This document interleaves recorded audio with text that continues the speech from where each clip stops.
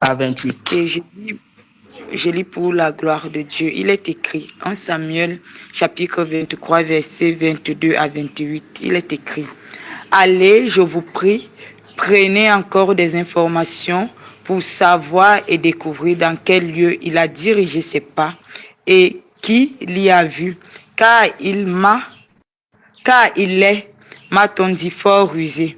Examinez et reconnaissez tous les lieux où il moi avec quelque chose de certain, et je partirai avec vous. S'il est dans le pays, je le chercherai parmi vous, tous les milliers de Juda. Ils se levèrent donc et allèrent à Ziph avec Saül. David et ses gens étaient au désert de Maon, dans la plaine au milieu du désert. Saül partit avec ses gens à la recherche de David, et l'on en informa David, qui descendit le rocher et resta dans le désert de Maon. Saül, l'ayant appris, poursuivit David au désert de Maon. Saül marchait d'un côté de la montagne et David avec ses gens de l'autre côté de la montagne. David fuyait précipitamment pour échapper à Saül. Mais déjà Saül et ses gens entouraient David et les siens pour s'emparer d'eux. Lorsqu'un messager vint dire à Saül: hâte-toi de venir, car les Philistins ont fait invasion dans le pays, Saül cessa de poursuivre David et il s'en retourna pour aller à la rencontre des Philistins. C'est pourquoi l'on appela ce lieu Séla Amalekot. Parole du Seigneur. Merci beaucoup. Oui, Séla Amalekot. Alors, cette histoire de David et Saoul ici nous renvoie ici à un esprit de poursuite. Bon, si nous transposons cela dans notre quotidien, ici, quand tu lis un verset comme celui-ci, tu vas voir quelque chose d'ordinaire, mais ne le prends pas seulement dans un sens ordinaire, mais également sur le plan spirituel. C'est comme ça également que les esprits de poursuite sont derrière, n'est-ce pas, les hommes. Alors, je vais expliquer quelque chose. J'ai intitulé ce thème, pour ceux qui ont vu l'affiche que j'ai mise dans le forum, la diversion divine. La diversion divine, pourquoi? Parce que quand j'ai médité dans ce passage, quelque chose m'a tiqué et ça m'a vraiment plu. J'ai compris que le Dieu que nous servons, c'est un Dieu vraiment formidable. Alléluia. C'est un Dieu qui intervient dans des situations où parfois tu ne t'attends pas.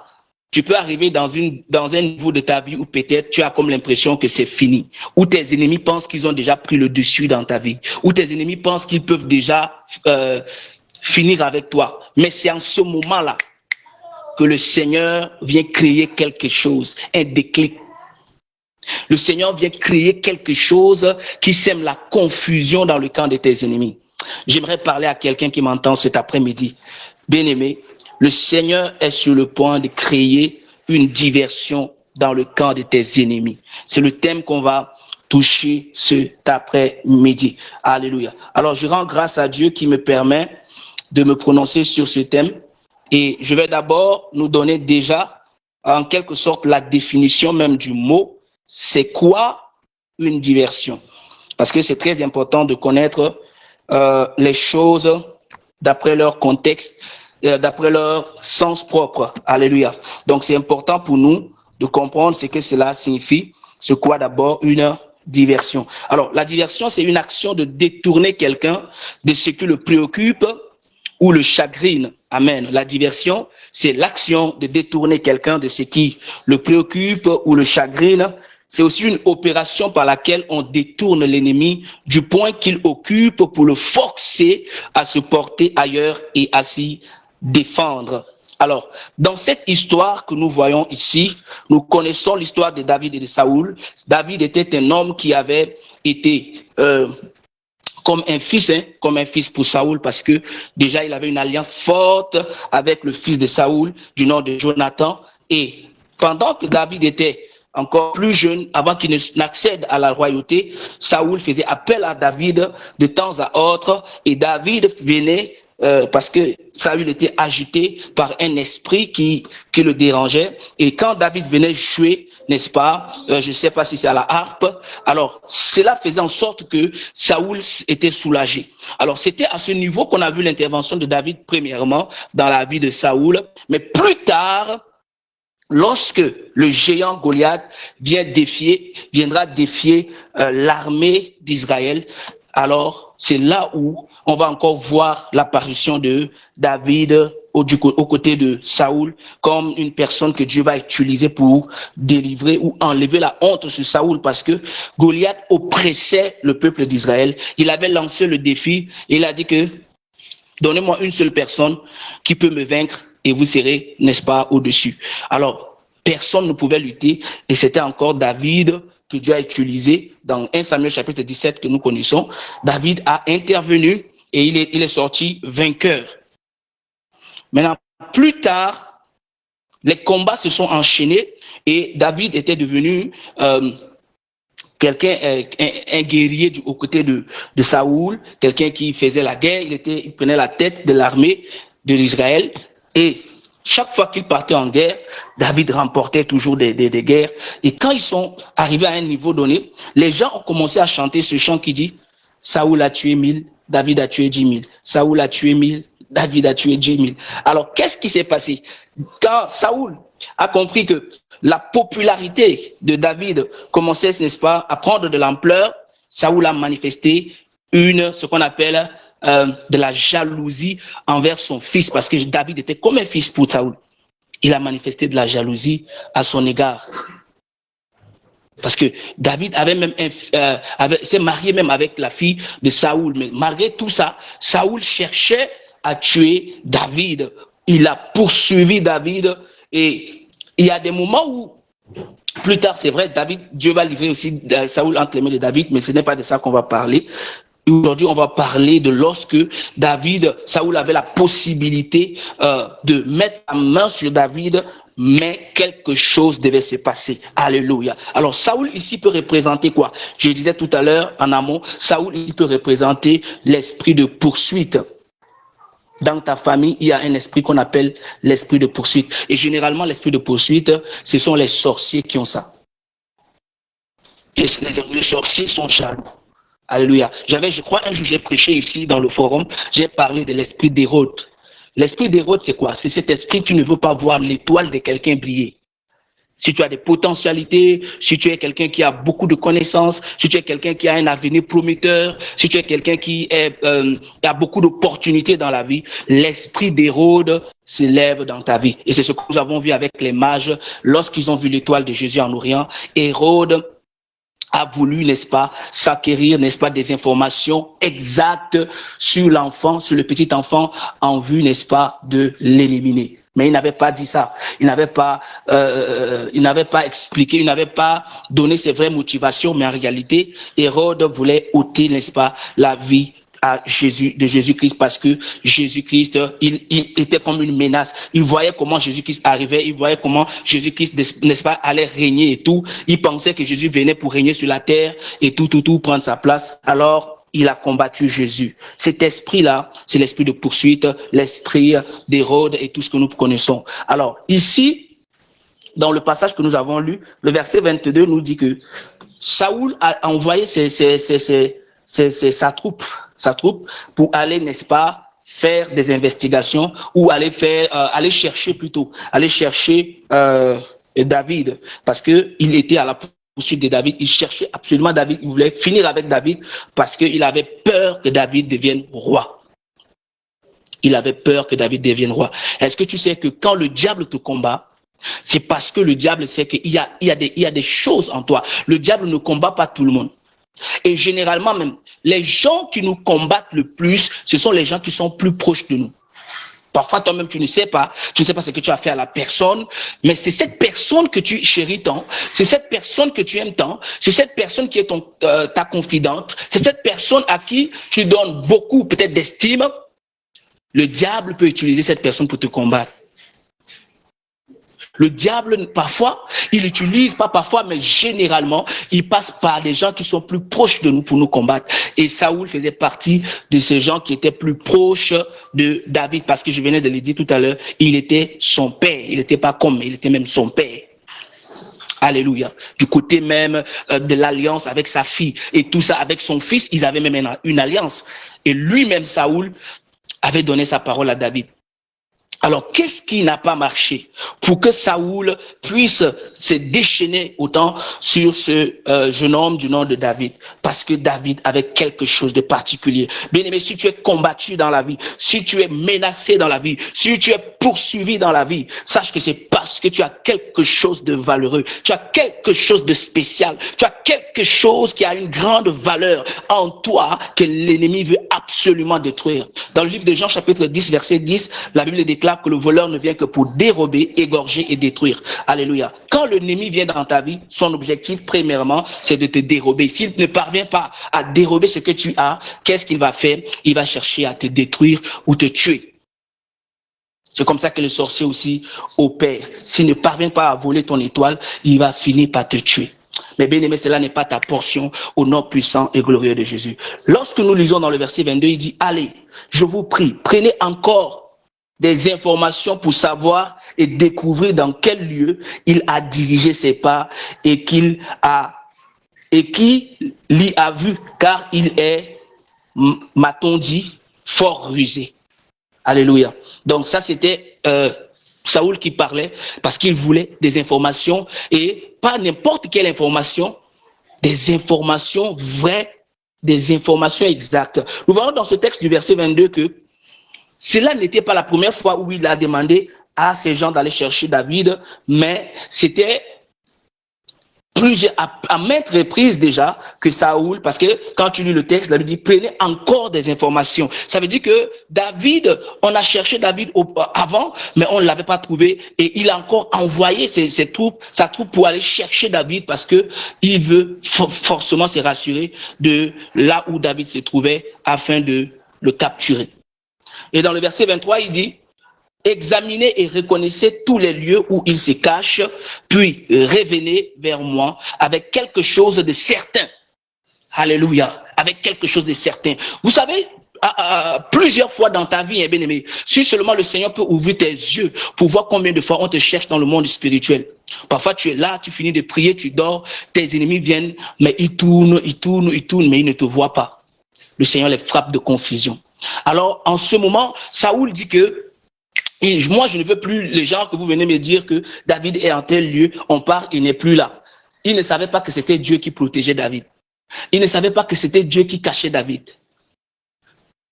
Il a demandé qu'on lui apporte des informations certaines. Alléluia, exactes. Bien-aimé, jusqu'aujourd'hui, tes ennemis cherchent des occasions à te prendre, cherchent des informations exactes sur toi. Ils viennent mettre des antennes dans ta maison. Ils viennent tisser des antennes. Parfois, tu peux voir dans ta maison les toiles d'araignée. Ne néglige pas ça. Ça leur permet de prendre des informations. Parfois, tu vas voir quelqu'un venir là, s'asseoir à côté de toi, te poser tellement de questions. La personne veut tellement tout savoir sur ta vie. Toi-même, tu ne sais pas pourquoi la personne veut tout savoir sur ta vie. Parce que quelque part, c'est aussi leur espion. Alléluia. Mais bien aimé, dans toutes ces choses, le Seigneur veut que nous sachions qu'il est avec nous. Parce que si Dieu n'était pas avec David, David serait déjà pris.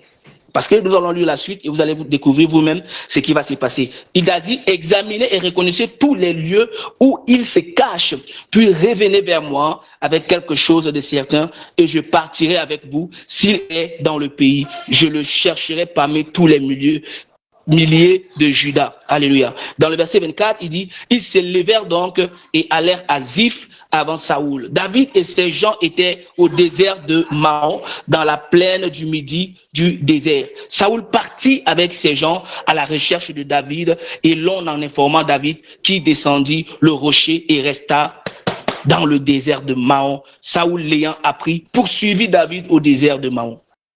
Alléluia. Bien-aimé, j'aimerais dire encore à quelqu'un cet après-midi, si tu entends ma voix, j'aimerais te dire encore, bien-aimé, lorsque tu entends le Saint-Esprit te parler, lorsque le Saint-Esprit te convainc de ne pas aller dans tel ou tel lieu, écoute ce que l'Esprit de Dieu te dit. Parfois, il faut être sensible à la voix de Dieu.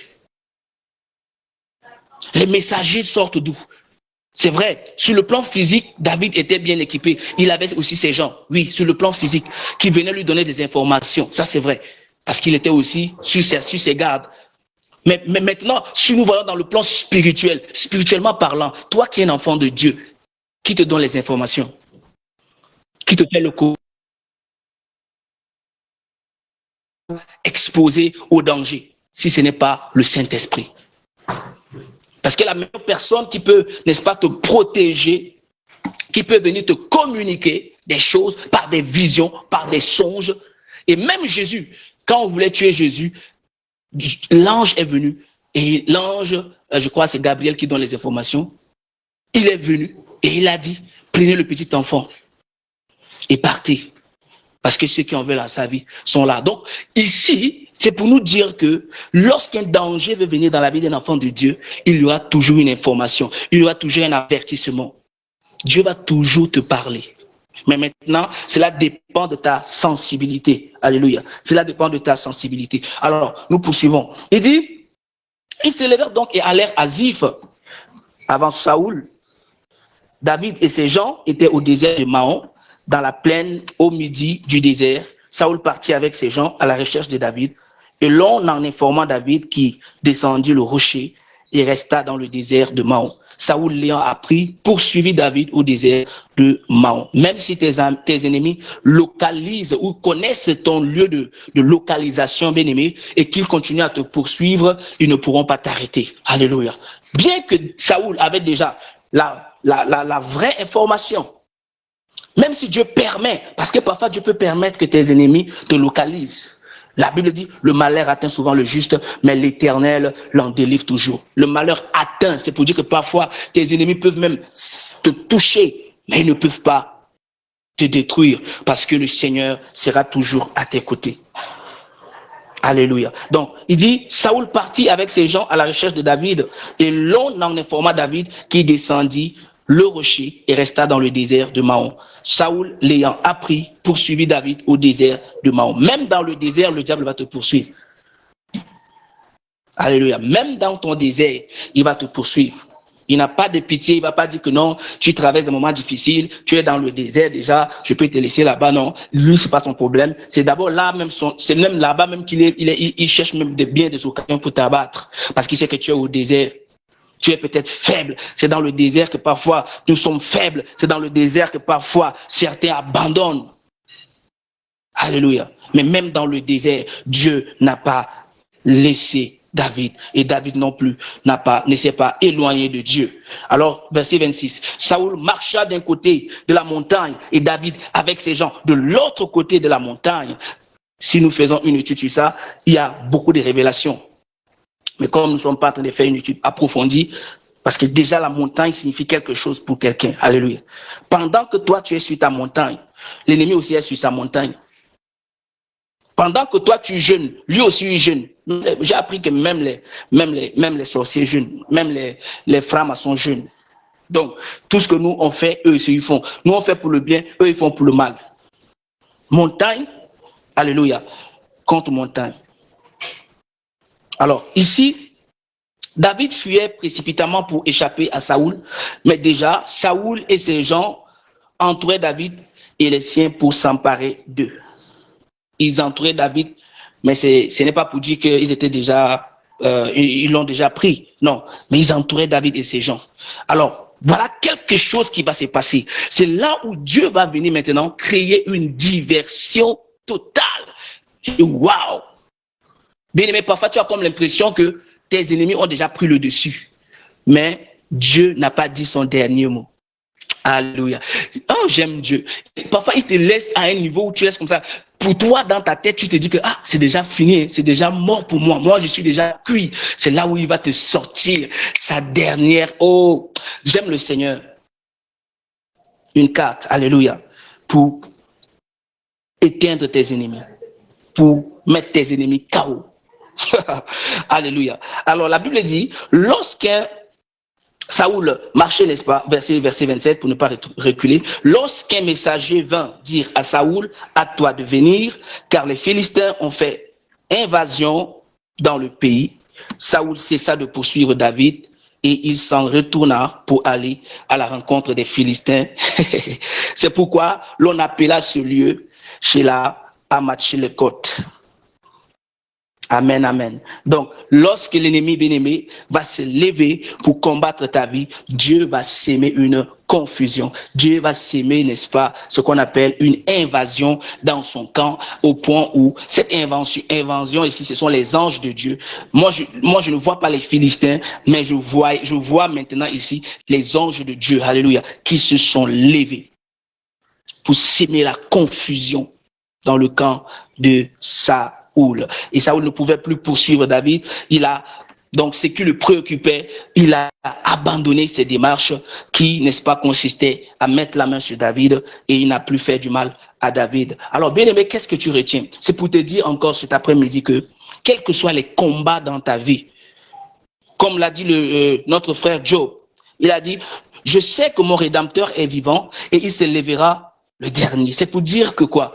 Tant que Dieu n'a pas dit son dernier mot, toi ne dis pas que c'est fini. Comme quoi, lorsque le diable va mettre un point, là où on a mis point dans ta vie, le Seigneur va venir mettre une virgule pour dire point virgule. C'est-à-dire c'est maintenant que les vraies choses vont commencer. Lorsque les hommes vont mettre un point, ils pensent que c'est déjà fini pour toi, c'est mort pour toi. C'est comme David a dit, le voilà atteint, il est dangereusement touché, il ne se relèvera plus. Il pense que mon malheur causera ma ruine. Alléluia. Je crois dans un livre de Somme comme ça, David était en train de parler également, parce que David a connu beaucoup d'ennemis. Il était combattu. Le voilà atteint, il est dangereusement atteint, le voilà couché, il ne se relèvera plus. Peut-être quand on regarde dans ta vie, on pense que c'est déjà fini pour toi, on pense que c'est déjà mort pour toi. Mais bien aimé, ton Dieu n'a pas encore dit son dernier mot. Le Dieu qui t'a créé n'a pas encore dit son dernier mot. Alors toi, arrête de confesser le malheur sur ta vie, arrête de penser que c'est fini sur ta vie. Quand tu lis un texte comme ça doit te challenger, ça doit te fortifier, ça doit te donner encore l'envie de servir ce merveilleux Dieu, ça doit te donner encore de l'espoir, ça doit faire naître en toi encore ce qu'on appelle la foi. Parce que nous voyons ici quelqu'un qui est encerclé. On l'a déjà localisé. Peut-être on t'a pas encore localisé, mais lui, il était déjà localisé. On avait les coordonnées. On pouvait déjà l'abattre. Alléluia. Donc, on allait seulement dire delta, delta. Alléluia. Gamma. Position. Comme vous voyez avec les snipers. Boum. Mais ils n'ont pas pu. Dieu a détourné leur chemin. Dieu a détourné leur regard.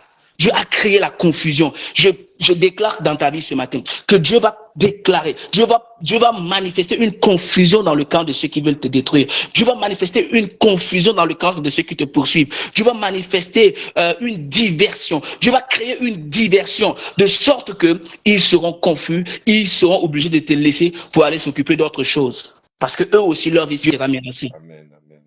Alléluia. Dieu va créer la confusion dans le camp de tes ennemis. Lorsque tu as une véritable alliance avec Dieu, parce que nous allons constater même que lorsque David a été consacré, la consécration de David et la consécration de Saoul n'étaient pas la même chose. Bien aimé, il y a enfant de Dieu et il y a enfant de Dieu. Il y a consécration et il y a consécration. On a consacré Saoul avec, on dit une ou un fiole, en tout cas, prenez comme vous voulez, un fiole d'huile. Mais on a consacré David avec une corne. Et quand on va voir, on pèse les deux, il n'y a pas match. Ce qu'on a consacré David avec était incassable. Mais ce qu'on a consacré Saoul avec était cassable. Bien aimé, ça veut dire quoi? L'esprit, parce que déjà quand on parle de consécration, on parle de l'onction, on parle de la présence de Dieu, on parle de la présence de Dieu, d'un esprit supérieur qui se manifeste, l'onction, la puissance de Dieu. Alors c'est deux puissances qui se rencontrent. Il y a la puissance de David, il y a la puissance de Saoul. Et il y a la puissance de Satan contre la puissance de Jésus. Il n'y a pas match. Alléluia. Il n'y a pas match. celui qui est en toi. La Bible dit dans le livre de 1 Jean chapitre 4 verset 4, si je ne me trompe pas, petits enfants, petits troupeaux, ne les craignez point, car celui qui est en vous est plus fort que celui qui est dans le monde. Bien aimé, la consécration de David, c'était d'ailleurs, ça n'a pas commencé quand on a versé l'huile sur sa tête. Ta consécration à toi, alléluia, c'était dans le sein de ta mère. Le jour où tu as accepté Jésus.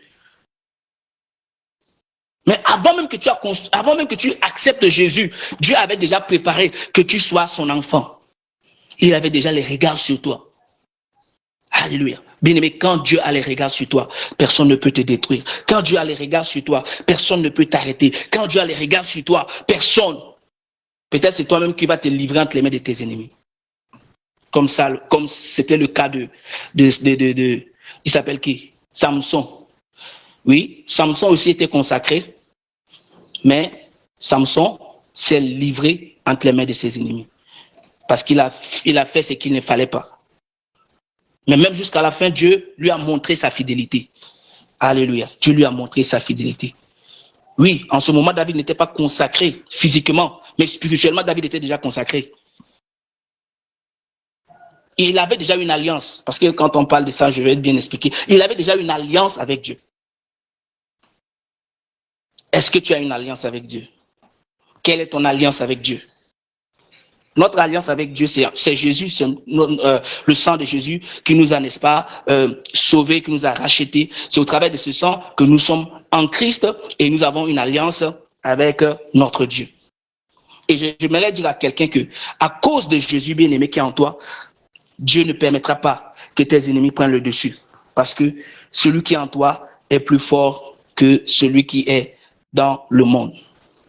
Quand nous poursuivons, par exemple, dans d'autres versets bibliques, il y a beaucoup de versets, parce que le temps, s'il ne peut pas nous permettre de les toucher. Mais je vais juste lire certains versets que j'ai essayé de faire des recherches dessus très rapidement pour que nous prenions, comment je vais appeler ça, nous puissions avoir une idée sur ce qui se passe avec la diversion que Dieu peut, c'est un grand terme ici, Dieu peut créer dans le camp de tes ennemis. Par exemple, je prends le livre versets 24 à 25. Amen. Exode chapitre 14, versets 24 à 25. Qu'est-ce que la Bible dit? À la veille du matin, l'Éternel regarda du sein de la colonne de feu et de nuée le camp des Égyptiens et mit en désordre le camp des Égyptiens. Encore, même lorsque le peuple d'Israël sortait de l'Égypte, Dieu était avec eux. Dieu marchait à côté d'eux. Dieu les accompagnait. Il mettait une colonne de nuée et une colonne de feu. Le jour, une colonne de nuée, je pense, et la nuit, une colonne de feu, un truc comme ça. Dans le camp des Égyptiens. Donc, les Égyptiens, quand ils venaient pour chercher les enfants d'Israël, qu'est-ce qui s'est passé? Dieu a créé, il a sémé la confusion dans leur camp. Donc, nous voyons ici une diversion, une confusion dans l'armée de Pharaon, permettant aux Israélites d'échapper. Alléluia. Quand l'ennemi va penser qu'il est près du but, près de l'objectif, il va penser que, ah, toi, j'étais déjà pris. C'est là où Dieu va créer une confusion dans son camp. Alléluia. Dans le livre de Josué, chapitre 10, versets 10 à 11 également, nous voyons encore une histoire pareille. Josué, chapitre 10, excusez-moi, je prends rapidement. Josué, chapitre 10, verset 10. Voilà. Josué, chapitre 10, verset 10 à 11. Je lis au nom de Jésus. L'Éternel les mit en déroute devant Israël.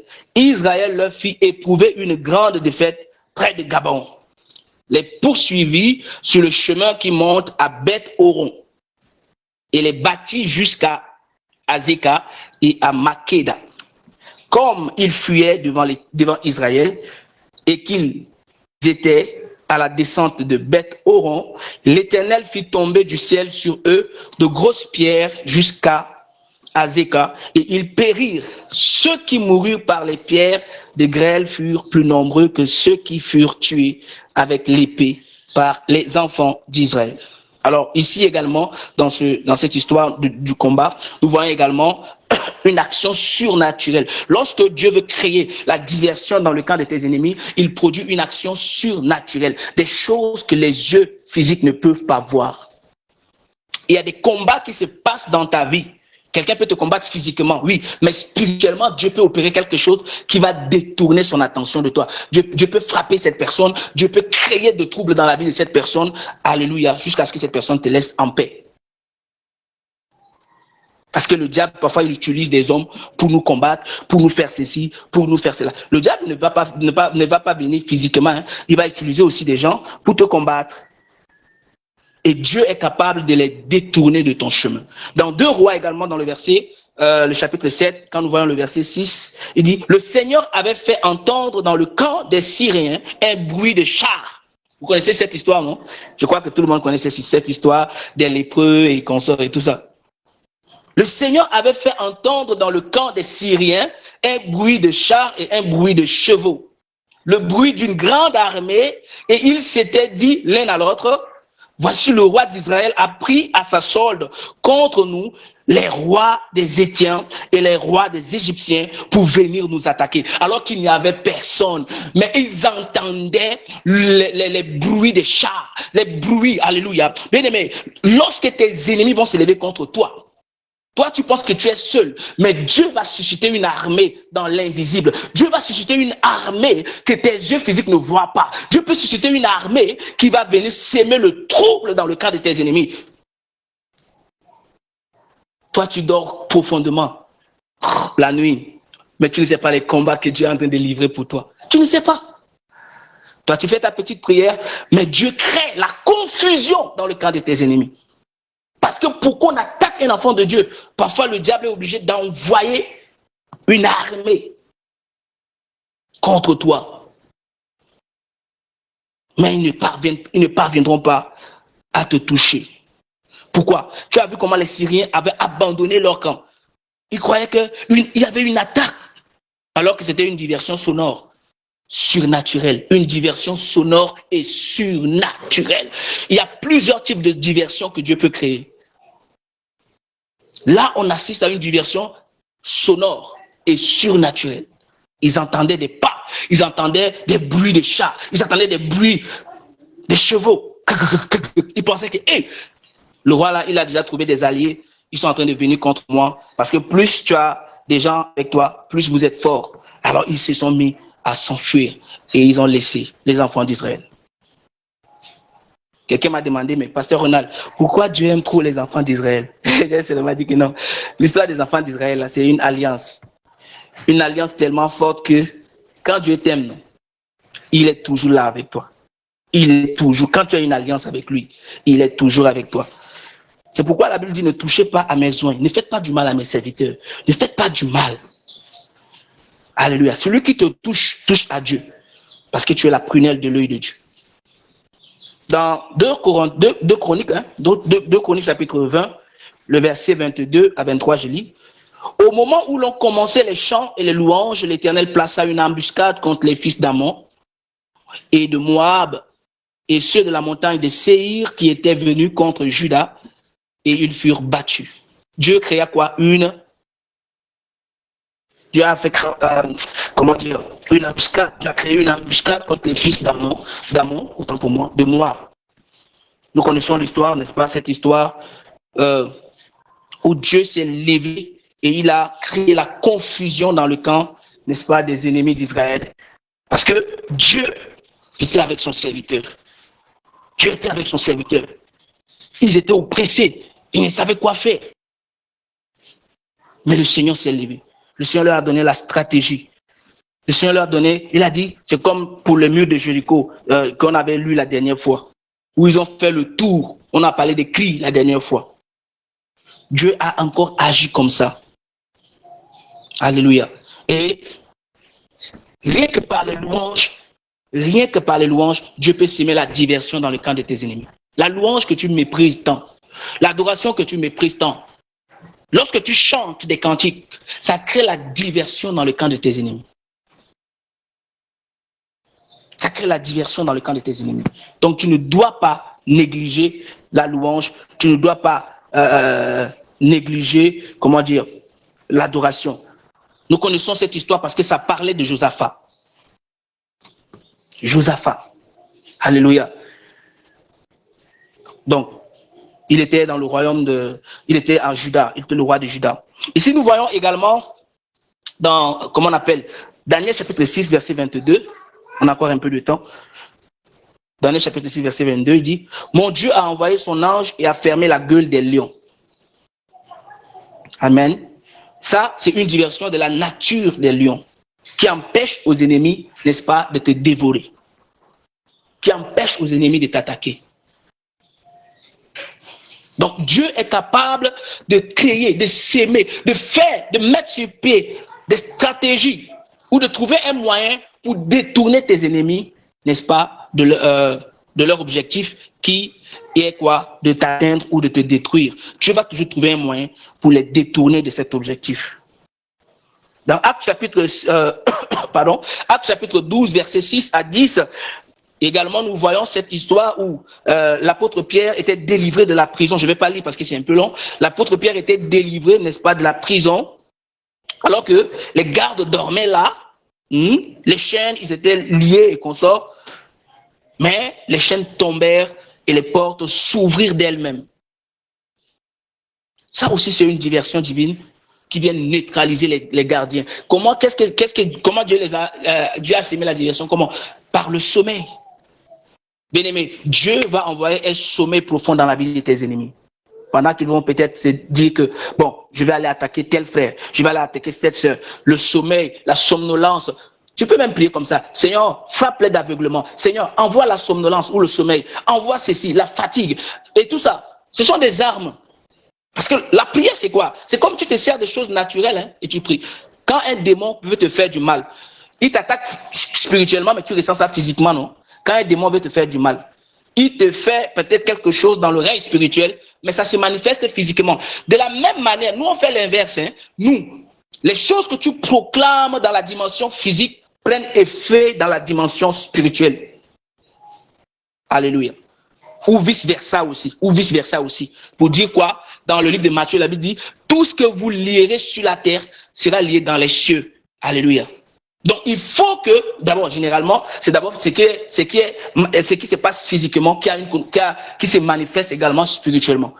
Mais de leur côté, comme eux, ils sont dans une dimension spirituelle, ils font des choses dans une dimension spirituelle, mais ça nous affecte physiquement. Donc, et toi, physiquement, toi, tu fais des choses et ça se manifeste. C'est comme je donnais l'exemple que quand le Seigneur peut-être peut t'inspirer de prendre la terre et de prier sur la terre pour déclarer des paroles sur une terre, c'est physique.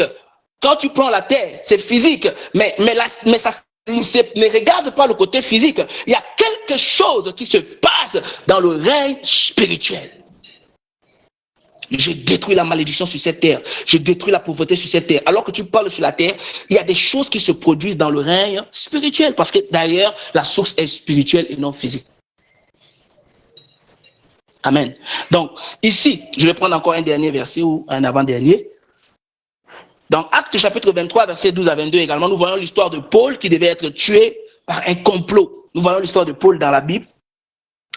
Mais Dieu a intervenu. Alléluia. Dieu a utilisé le neveu de Paul pour avertir le commandant romain. Ça, c'est une diversion humaine.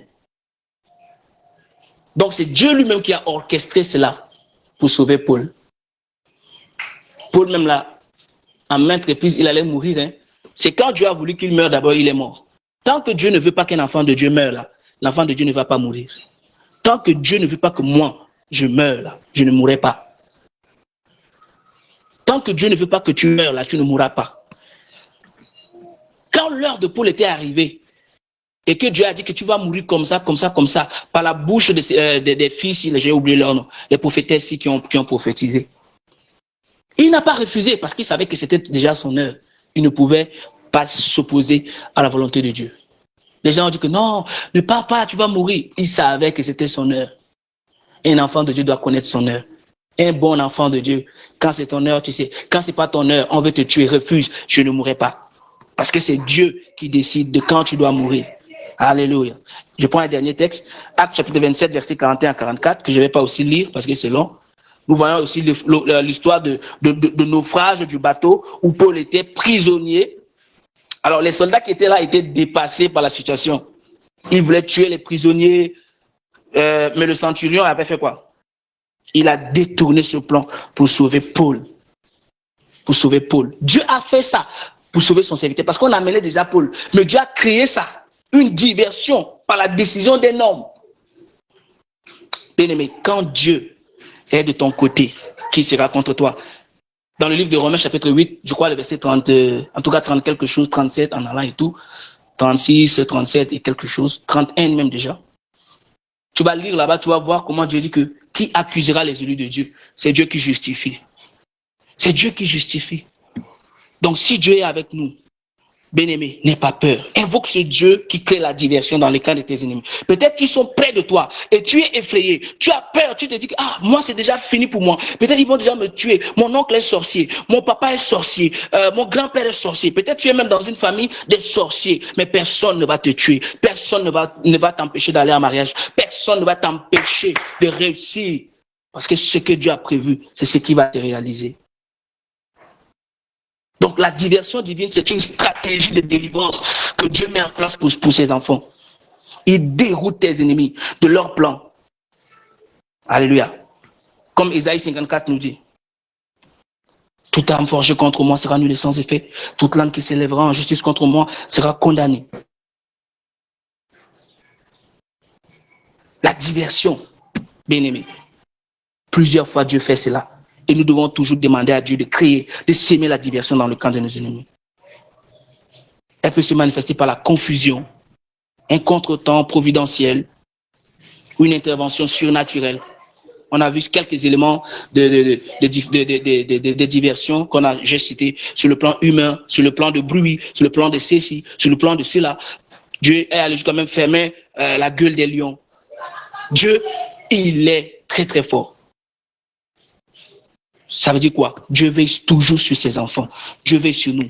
Dieu veille sur toi. Dieu veille sur moi. Alors nous allons ouvrir nos micros, nous allons prier. Tu vas dire à Dieu, Seigneur, détourne-moi de l'attention de tous ceux qui me poursuivent injustement. Ouvre ton micro. Dis à Dieu, Seigneur, détourne-moi de l'attention de tous ceux qui me poursuivent injustement. Nous sommes en prière. Au nom puissant et glorieux de Jésus, je crois que tu vas ouvrir ton micro et commencer à prier. Dis à Dieu, Seigneur, détourne-moi de l'attention de tous ceux qui me poursuivent injustement. Prions le Seigneur. Père, je viens encore pour toi.